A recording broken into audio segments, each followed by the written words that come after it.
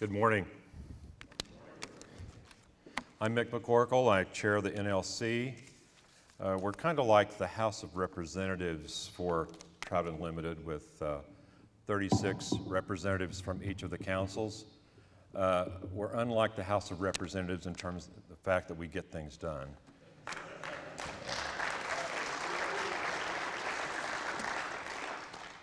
It's great to be back in Montana. I remember my first visit here was 20 years ago. It was my first big fly fishing trip after I'd started fly fishing. I was going to fish the Bighorn River, and I was totally unprepared. I arrived with a half a dozen patterns of flies that I'd learned to tie since I got my vise at Christmas. I knew it was going to be an interesting trip when the guide pulled up with a drift boat logoed with the Grateful Dead logo. I'd been told that he's a good guide, but he needed about a six-pack and a doobie to get started for the day.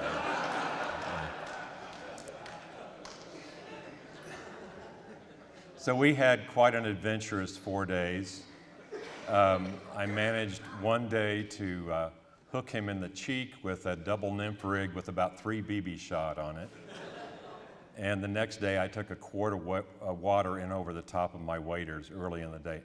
This is May, early May, 4,500 CFS.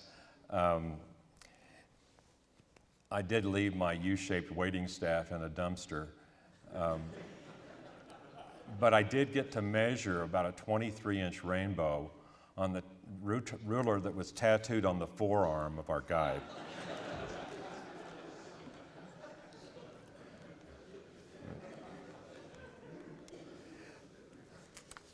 My next trip to Montana happened about 6 years ago. I got this package in the mail, no return address, had 3 very beautifully hand-tied flies in it. 2 weeks later, I got another package, 3 more beautiful flies. And finally, about a week after that, 3 more flies and a note, and it said, if you help us run the Western Region meeting in Missoula this year, you can fish those flies for the squala hatch on the Bitterroot. So I took the bait. I showed up a week early, or day early actually. There's 6 of us hit the river, and within 20 minutes after we got on the river, the temperature dropped about 20 degrees. We got horizontal snow. We stopped for lunch at this spot. And I took one picture of the group facing toward me. I said, we need to get another picture. And they said, look, it's blowing so hard, we're not going to face that direction. So they all turned around. There are actually trees behind there you can't even see because of the snow. We managed 1 whitefish and 1 rainbow for the day. And then they told me later that spring in Montana was only a theoretical concept. More recently, I was out last year on the Bitterroot again. This is Montana Executive Director Bruce Farling in the front. We found that if you use just the right color of Barbie worm, you could slay trout. It was our intent to try to match the pink worm hatch. This shows I'm able to fumble with my camera while he's having to land his own fish. This is the next day, typical Montana weather, up and down, rainy, windy, cloudy, very cold. You'll notice that even though I'm using the extended arms technique, the size of my hands give away the fact the fish isn't very large. So what I've been told is if you travel with these G.I. Joe-like action figures dressed like you and use them in the pictures, it makes it a lot more dramatic. This is the next day. I had the great privilege of fishing with former council chair for Montana, Doug Nation, there in the middle, and probably one of your favorite people, hospitality chair Tom Anaker on the far right. We got to fish bamboos for the day and had a great day, and then Tom forced us to try some samples for the hospitality room at the end of the day. This is a little later that day. The rod in my hand is called the jacket rod. If you were in the audience last year, you heard the story. If you didn't, look me up, I'll tell you the story behind the rod. Great opportunity to fish the Upper Bitterroot. My only other trout trip this year was with Kyle Smith on the McKenzie. It was great to fish the McKenzie River in a McKenzie drift boat. And then he took a picture of me the same day. It was probably the best fishing picture of me. It shows my best side and keeps me very small. So it's great to be back here. I'd like to talk with you just a little bit about what the volunteers have been up to this year. What we're going to do is combine the data from the annual financial reports from chapters and councils, and also some data from a great survey that was put together by the NLC Women's Initiative work group. This is a slide that you've seen in a slightly different form. We've raised about $9.8 million over the last year, which equates to about $25,000 per chapter. Spent about $9 million on conservation, education, local projects. Both of those are slightly higher than last year. If you look again at volunteer hours that Chris talked a bit about, we had almost 700,000 volunteer hours from our chapters and councils over the last year. If you turn that into a dollar figure for approximately $23 an hour that they say that kind of work is worth, that's $15.4 million contributed to projects. Had about 1,100 conservation projects done, around 1,600 education projects. So if you think about it another way, there are about 1,730 volunteer hours per chapter per year, or about 216 person days. So on any given day last year, there were about probably a 60% chance that there was someone from your chapter out on a stream doing a project or doing some education. And given the aging demographics of our chapters and our grassroots, you may, when you get back home, want to go out to those home waters, because there may be a couple of guys out there wandering around looking for the parking lot. Now, if you do find them, be sure to count their hours for next year. So if you look at how we spent that time, about a quarter of it was spent on conservation, about almost 20% on youth education, other kinds of activities, and also engagement, which is really what we're going to be focusing on a lot the rest of my talk. Those outward-facing kind of events that got us out in the community to spread the word about Trout Unlimited. And if you look at how the chapters responded, about 60% of them say they do projects or activities beyond the normal banquet and monthly meetings. About 40% do not. When you think about that 40%, it reminds me of a story Beverly Smith told me. She said she was doing a leadership workshop at one of the regional meetings and talking about how it's important to grow your membership, and even where you met made a difference. And she happened to mention that she'd heard that one chapter met in a funeral home. Well, so, I guess maybe given our demographics, it might be a convenient place to meet. But what surprised her was somebody raised his hand and said, well, we do that. We also meet in a funeral home. I don't know if you know, but the TU's Life Membership Program has really been an effective one for TU. And I think given these kind of data, maybe we should also have an afterlife membership.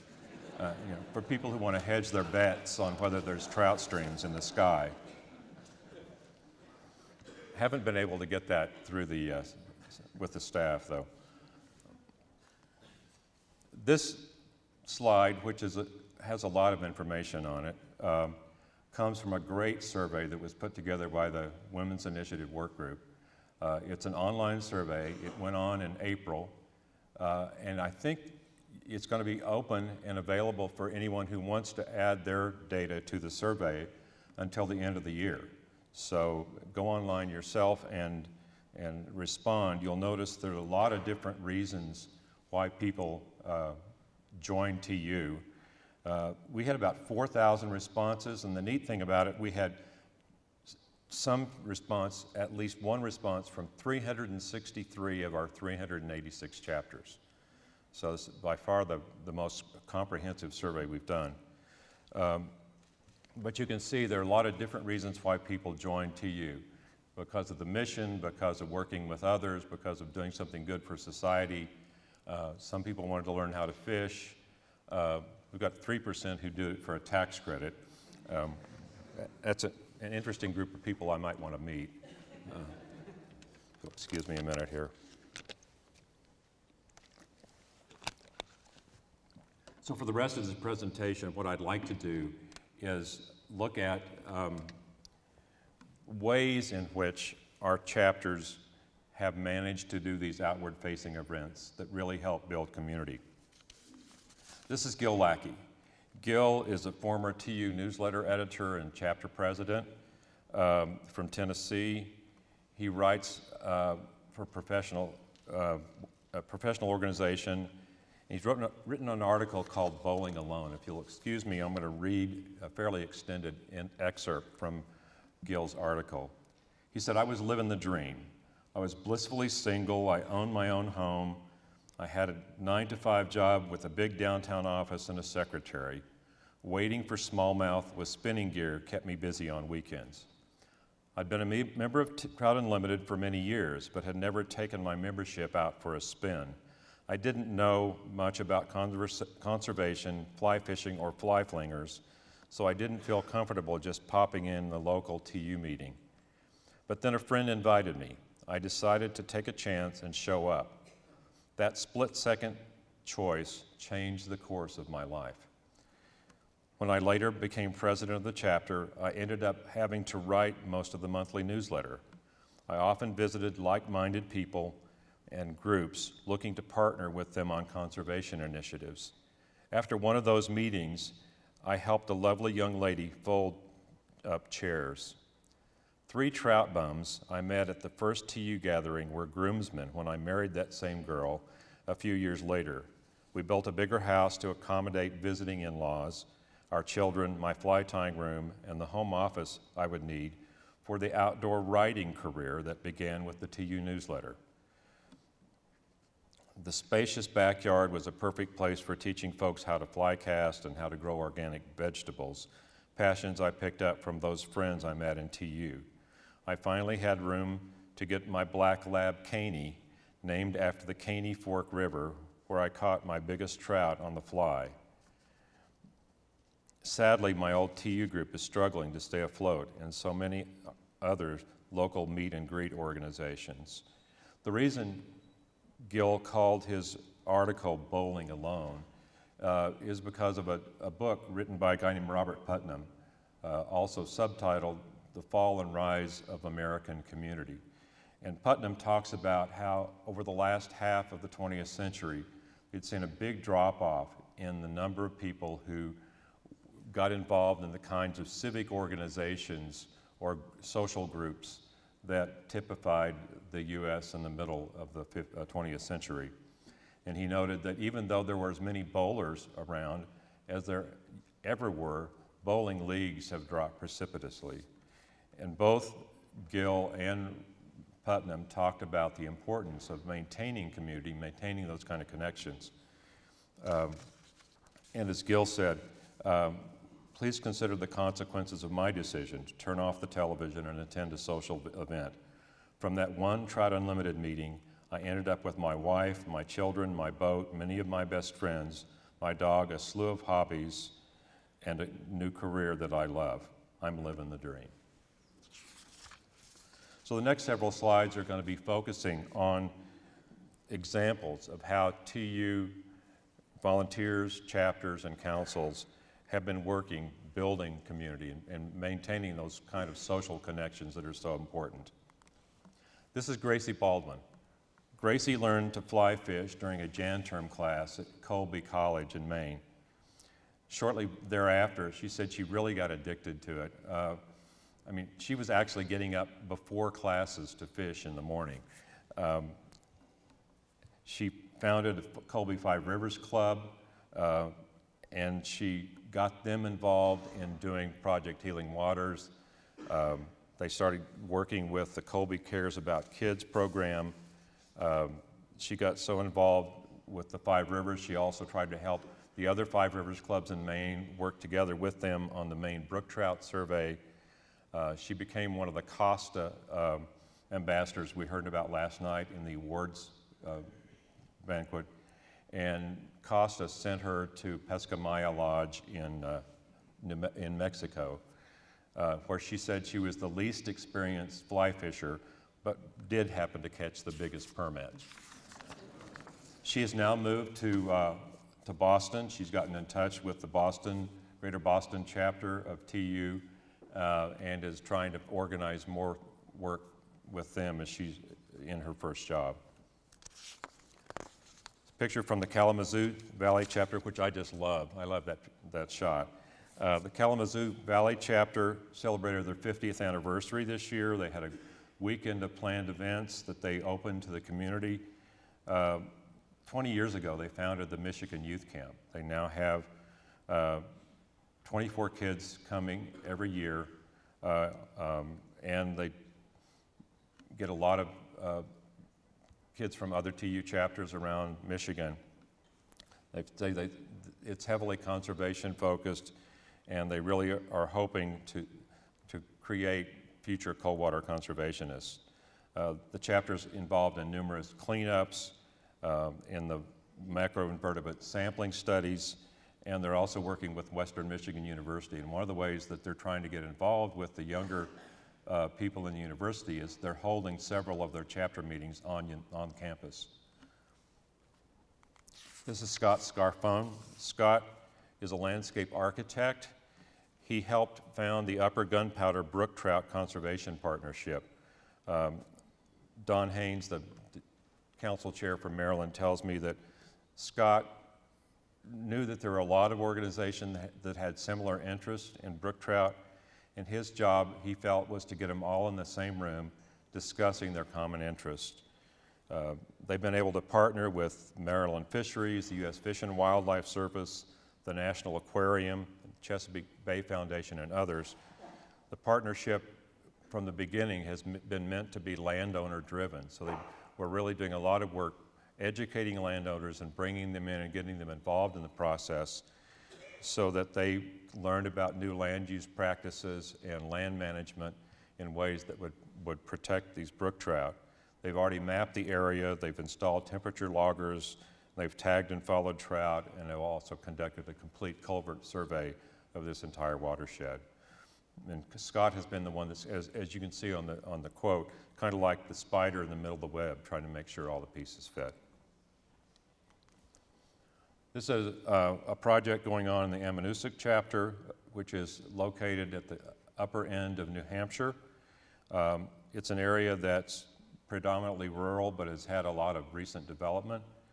And what they're trying to do as a chapter is to attempt to guide the development that happens in their region by educating local citizens, both adults and youth, about the value and importance of the environment. As Art Green mentioned in the report, he said, "We feel strongly that in order to encourage wise resource management and stewardship, a community must first be aware of the preciousness and complexity of the rivers and streams in their communities." So they've done a lot of community building. They've been working for 20 years on stocking salmon fry. They've also worked more recently with Plymouth State University. They've been able to identify faculty there that can work with them to supervise projects. They got an Embrace the Stream grant and used that to hire students from Plymouth State to work with high school students and volunteers on projects on the stream. And then they've done these extensive stream crossing surveys that looked at up to 700 stream crossings on the Ammonoosuc. And each time when they finish one of these surveys, they have like a public event to celebrate it. They'll have, a couple times they had wild and scenic film festivals. Most recently they had a gathering in a pub to celebrate the completion of their 2016 assessments and use that opportunity to set up booths and explain to the people who showed up exactly what they were doing and why. I'm going to talk to you a bit about Heather Hodson. Heather, are you in the room? Okay, Heather's here. So I've got to watch what I say.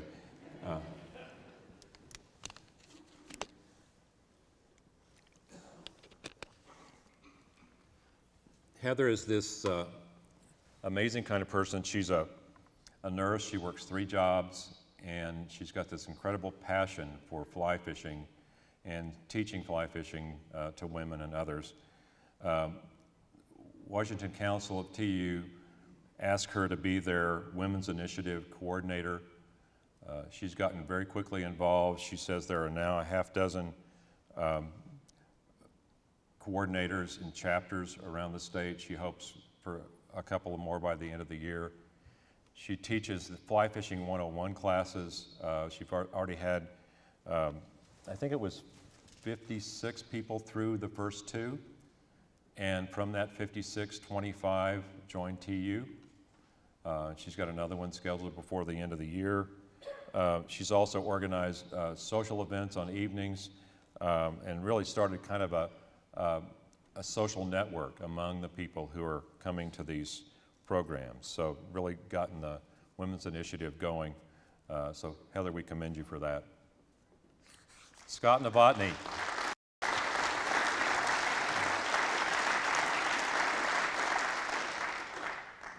Scott Novotny, I think you're also here? That's correct. Okay. Scott is one of these guys that can't stop teaching and can't stop working with youth. He spent 35 years teaching school. He still does some of that. He's gotten involved about 4 or 5 years ago with our TU Teen Summits. He's not missed a teen summit ever since. He's paid his own way to get there. He does a great job working with the teens. Franklin Tate, who runs the youth programs, can't say enough good things about Scott. He said he has this way of letting the teens at the summit make decisions, supporting them, and then letting them learn from the results. He said Scott loves TU and believes that getting the next generation involved is the best way to make a difference. So thank you, Scott.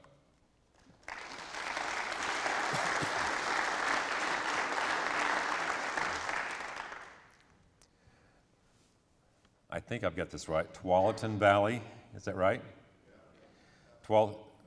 This chapter was founded in 1992. It's in Washington County in Oregon. It's a very rapidly developing county. Intel has a major presence there. They also have, it's highly agricultural. They have a lot of nurseries. They raise Christmas trees, holly, hazelnut, other kinds of things, vineyards. The chapter has helped the Tualatin Watershed Council add to restoration work. They've also had them add a fisheries member to that Watershed Council, and I've had someone from their chapter be that representative since that started. And what they've been able to do is help them move from just doing watershed restoration to also doing fish restoration. They've gotten involved with the council in doing a lot of surveys of rivers that had resident cutthroat populations or steelhead populations to ensure that they had the proper protections. The project that I've heard most about, which we heard about, those of us who attended the Western Region meeting this year, is their Christmas for Coho project. You see these people standing in front of a dump truck full of Christmas trees. They set up Christmas tree collection after the holidays. They asked for a $5 donation fee to cover the costs. They started with just a couple of locations around the Portland area fly shops, and it's expanded since then. They've now expanded from 100 to now 500 trees. They take these trees out and put them in the river and create structure for the different fisheries. They've worked with fisheries biologists to find places where they can most effectively put this structure out. And it's a program that's gotten a lot of press. It's given the chapter a lot of opportunity to grow and develop as a result of the press that they've gotten. This is Jeff Belk. Jeff is a high school teacher in northern Arkansas. He began when he wrote his master's thesis on a project that's now become outdoor care. And Jeff felt like it was an important thing to try to cure what has been called NDD, nature deficit disorder, to get kids out of doors, learning about the value of being outside. So he did this as part of a master's thesis. And by now, about 6,000 students in northern Arkansas have been through his outdoor care program. Chapter 514 contacted Jeff and got him involved in what they were doing. He became the youth activities coordinator in their chapter. They've given him some funds, and he's used those funds to set up fly fishing clubs in a number of the high schools in the area. But they've also realized at the chapter level, I was talking with Michael Wingo, who is here. Mike, you around? Okay, so he was telling me that they now have about a 10% youth membership in their local chapter. 50 or 60 students are on their youth member rolls.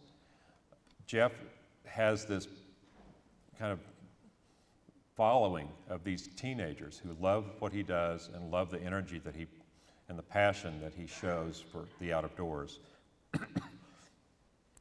He gets them interested in things like fishing trips, but then he says, okay, if you're going to do that, you need to basically pay your way. So they're out there doing cleanups.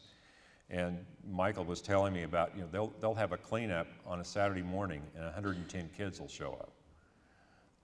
You walk around town, you see kids wearing TU t-shirts. So TU is cool for them now. So Jeff is doing a great job.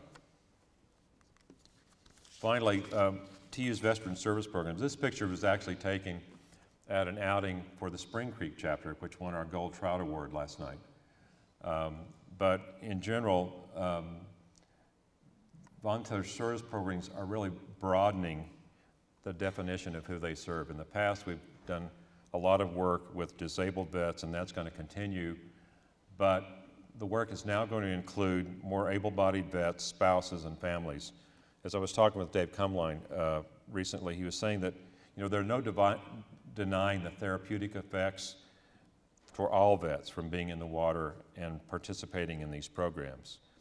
But these people are also very mission-driven, and they're interested in giving back and getting involved and making a difference in their chapters.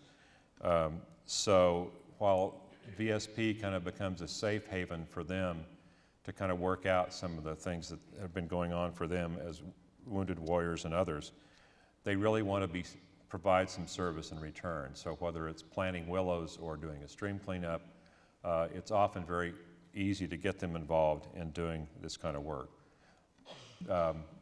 Dave did say that his goal is in the near future having a VSP coordinator at each TU council. So if you don't have one, seek out Dave and he'll help you get started. Finally, 2 weeks ago, I had a chance to go to my high school's 50th reunion.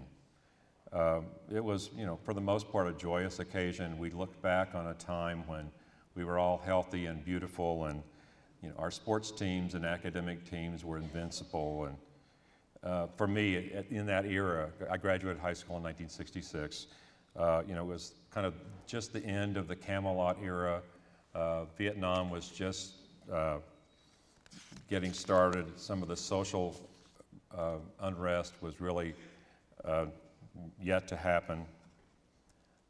So it was a great time to relive what we had been able to accomplish and do as youngsters. But I think the best part of the weekend for me, certainly the most meaningful, was a memorial service that our classmates had that for those of us who had not made it this far. It's all the more poignant because we also had a reunion 5 years ago, and there were a number of our classmates who made it to that reunion who didn't make it to this one. So at a memorial, one of the widows read the names of all 50 of our classmates as candles were being lit. And she prefaced her remarks with the thought that some among the 50 may have been known to us, but some of them not. But they were all important to our worlds and our experience of that class in that era, whether known or not. And she quoted this quote from George Eliot: "For the growing good of the world is partly dependent on unhistoric acts. That things are not so ill with you and me as they might have been is half owing to the number who live faithfully hidden life and rest in unvisited tombs." It's the same for us here in Trout Unlimited. As Chris has noted in his typically eloquent State of the TU, we are where we are today because we stand on the shoulders of giants like Art Newman, one of our founders, also recently passed. We also owe debts to others like Jim Hopkins, the council chair from South Carolina that Chris mentioned last night, who left us just last week. Yet we are also where we are because of many others, totally unsung and perhaps unremembered, who have been a part of our Trout Unlimited community and helped make TU the formidable, much admired, and enjoyable organization it is today. So we're here to remember, but also to celebrate. The focus of my remarks has been on what has transpired this last year, but also to celebrate the individuals, groups, chapters, and councils who have enriched their own lives and strengthened both the community that is TU and also the communities in which they reside, gather together and do their work, doing well and making their mark by doing good.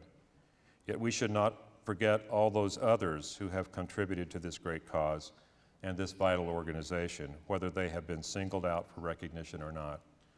Thank you, and may this be a year of great community building in Trout Unlimited.